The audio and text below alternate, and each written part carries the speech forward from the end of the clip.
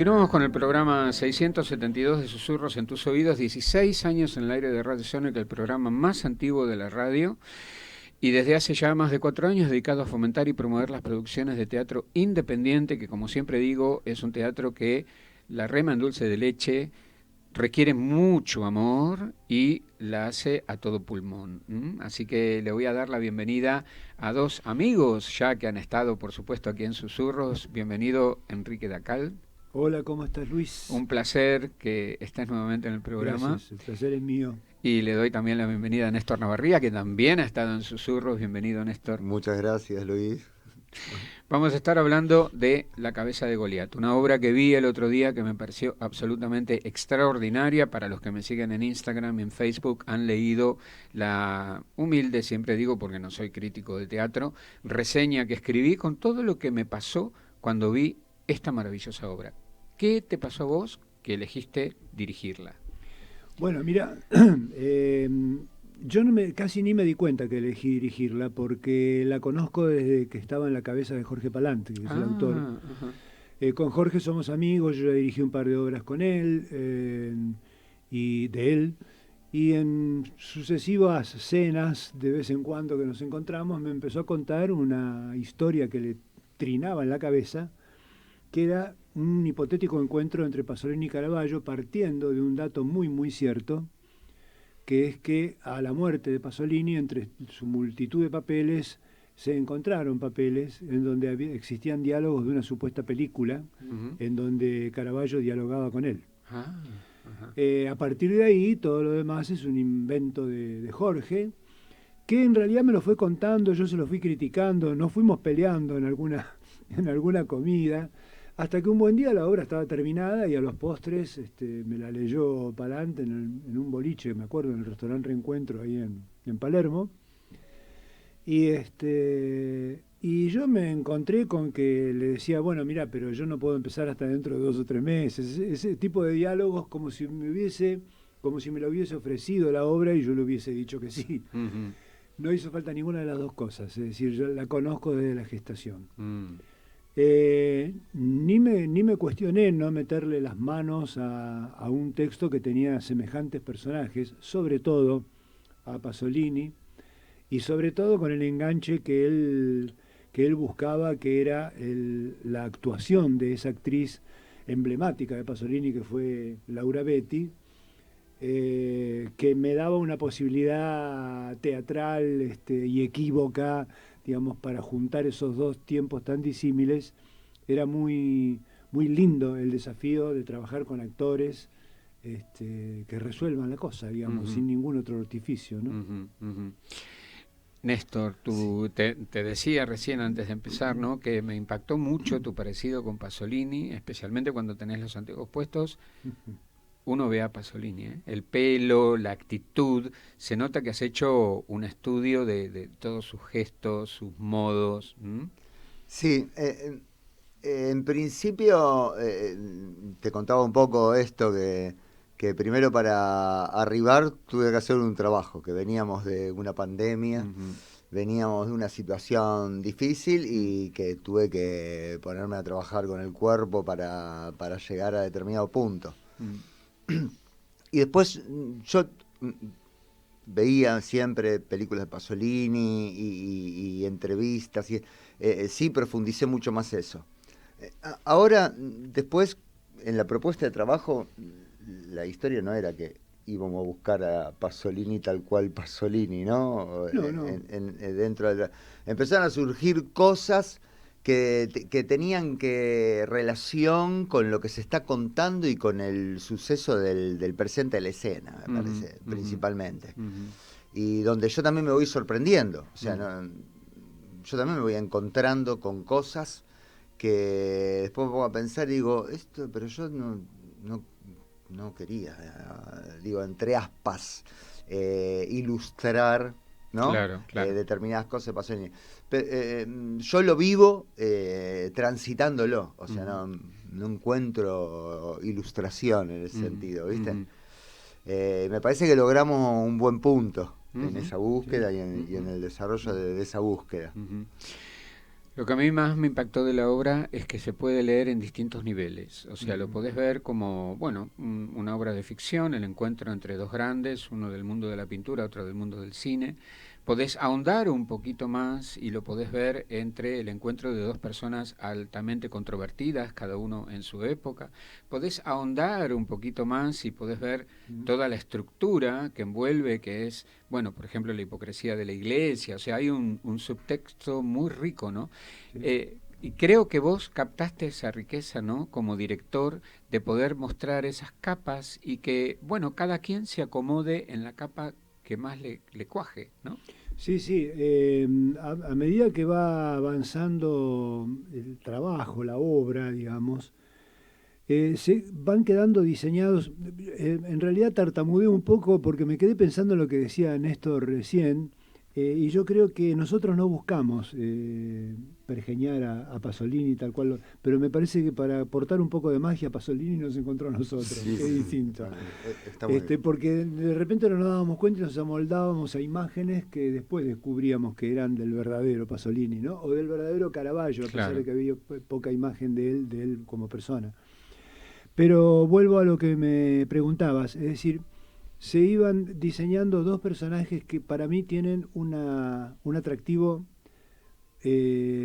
maravilloso, que es el siguiente. Los dos han mezclado en su vida de una manera casi única, tanto en un caso como en el otro, esa condición de ser absolutamente profundos en su reflexión y en su trabajo y en la reflexión sobre sus trabajos, y de todas maneras han sido adictos a un mundo frívolo, tanto uno como el otro, a su manera cada uno de ellos, y esa contradicción es tan humana y es tan llamativa como para poder bucear y observarlo y tratar de plasmarlo y que los demás lo entiendan. No es ocioso el personaje de Laura Betti, pintada como un personaje que podría ser una animadora al tipo de la Rafaela Carrá de los años 70, en un programa de plástico, ¿no? Que casualmente se podría llamar Ragione per sognare, razones para soñar. Y esa mezcla de profundidad, de compromiso social y de frivolidad, es un atractivo que a mí me gustó navegar en el escenario con eso. Claro, claro.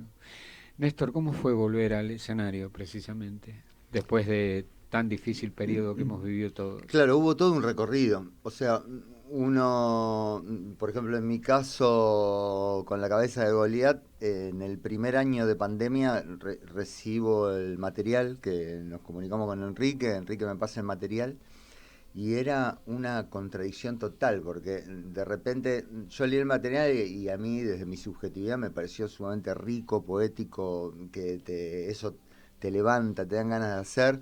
Y por otro lado, la pregunta era, ¿cuánto tiempo vamos a tener que esperar para lograrlo? Y que aparte hubo intentos y de todo tipo, y también nos adaptamos un par de veces al Zoom. Dijimos, bueno, vamos con el Zoom. A nadie no estamos habituados, vamos al Zoom. Fuimos al Zoom y no era, ¿viste? Teníamos que encontrarnos. Y en cuanto se abrió una brecha, nos empezamos a juntar y a ensayar. Y ahí ya empezó una cosa maravillosa, porque encontrarnos personalmente, que en realidad el teatro, claro. nada Sí, más ni presencia, nada, ¿no? Fue sumamente movilizante. Y estrenar, bueno, también, ¿no? Nosotros tuvimos un preestreno en diciembre del año pasado. Hicimos un preestreno.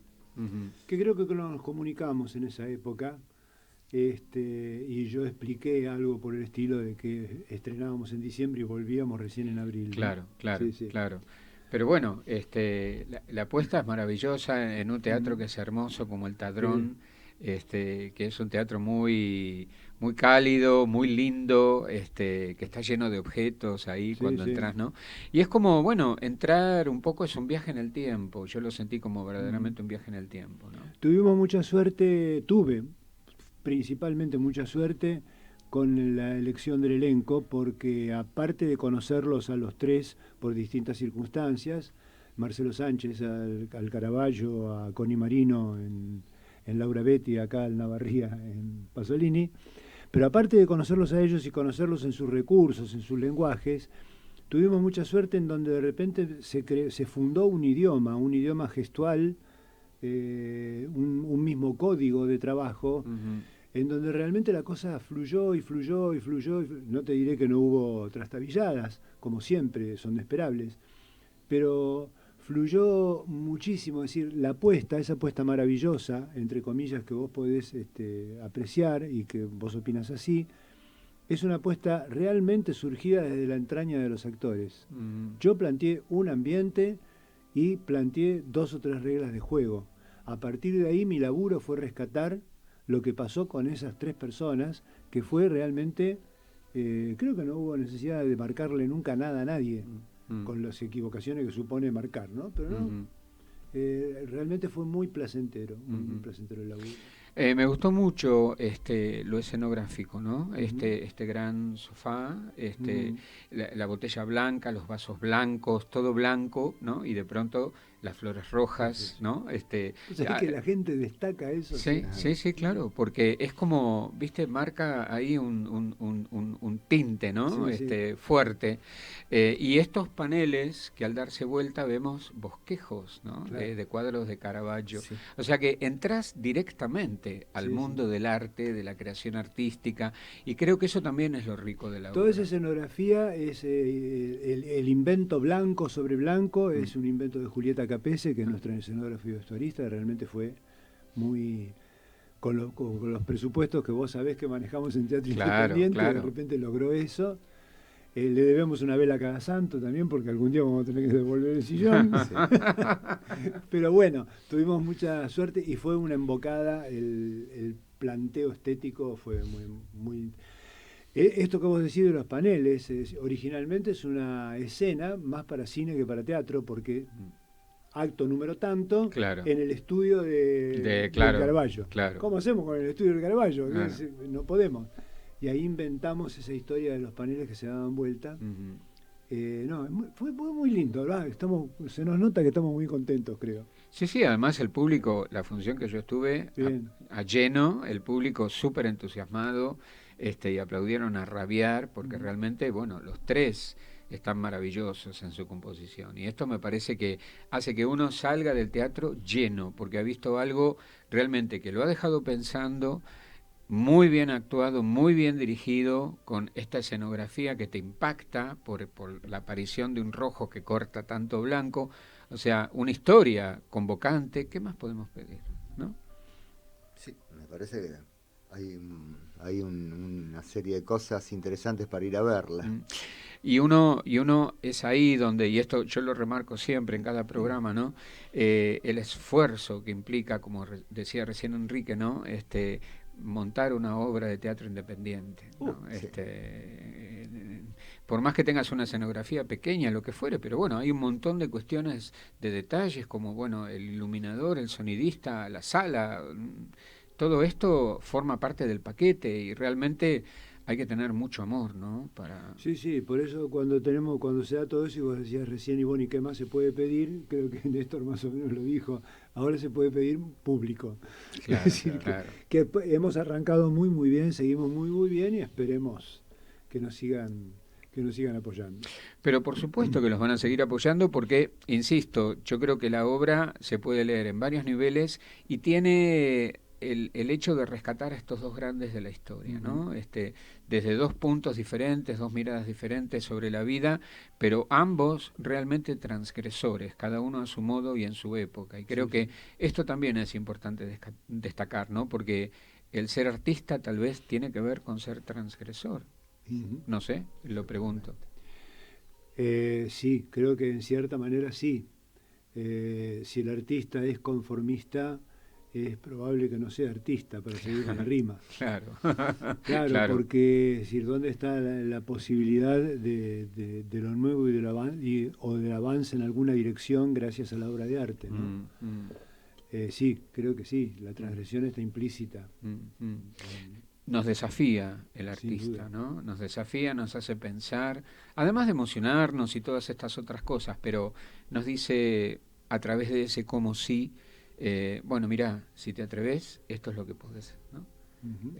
Y yo creo que la obra también transmite algo de esto. Rescata, ¿no?, esos dos espíritus transgresores y nos vamos pensando, ¿no? Cada uno a su manera rompió las reglas y pasaron a la historia. El tema no es pasar a la historia, el tema es hacer algo que transforme, ¿no? O que denuncie, como en este caso, cuando Caravaggio le reclama que utilizó el cuadro de un manierista en su película La Ricota, cuando podría haber utilizado el propio cuadro de Caravaggio, que es bellísimo, ¿no? Es un sueño ese cuadro. Sí. ¿Querés nombrar a alguien más del equipo técnico? No, creo que los hemos nombrado todos, pero está bueno recordarlos. El autor es Jorge Palant, los actores son acá Néstor Navarría en Pasolini, Connie Marino como Laura Betti, Marcelo Sánchez como Caravaggio, la escenografía y el vestuario de Julieta Capese, y nuestro asistente de dirección es Tomás Alcántara. El niño Tomás Alcántara, apenas 20 años. Un niño. Maravilloso.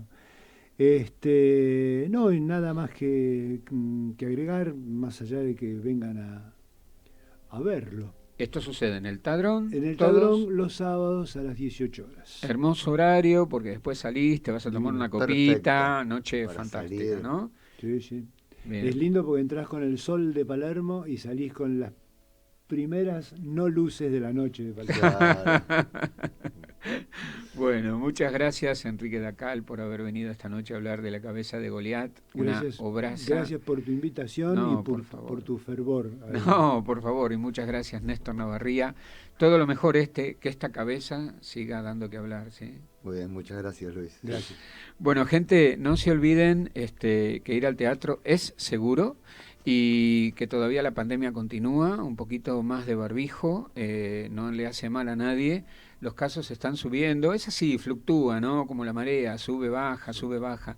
Pero bueno, hay que hacer también como la marea, ¿no? Cuando baja estamos bien, cuando sube nos ponemos la gorrita. Nos vemos el martes, chao.